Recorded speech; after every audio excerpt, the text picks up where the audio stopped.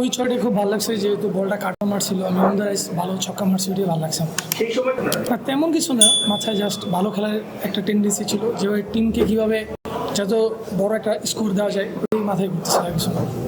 না তেমন কিছু না, শটগুলো আমার আমার নিজের মতনই আমি খেলছি, যেভাবে ছোটোবেলা থেকে প্র্যাকটিস করে আসতেছিলাম আমি নিজের মতনই খেলছি। রাজিন স্যার আমার যেহেতু রাজিন স্যার হেড কোচ সিলেটের, উনি আমাকে বলছে যে তোমার ন্যাচারাল ক্রিকেটটা খেলো, একদম ফ্রি, তুমি ক্রিকেটটা খেলো, তোমার কোনো প্রেশার নেই, তুমি চাপলেস ক্রিকেটটা খেলো, দেখবে কোনো প্রেশার আসবে না তোমার উপর।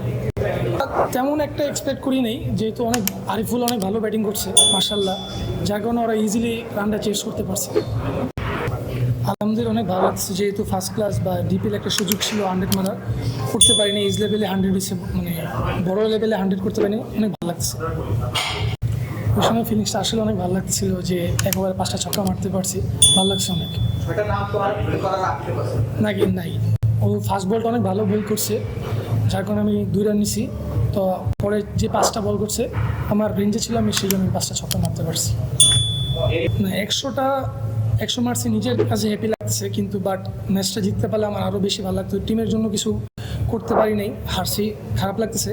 100টা আমার নিজের ভালো লাগতেছে, কিন্তু আমি টিমকে জিতাতে পারি নাই। হয়তো একটা ভালো ক্যাচ ধরলে, একটা ভালো রানার করলে হয়তো জিতার চান্স ছিল।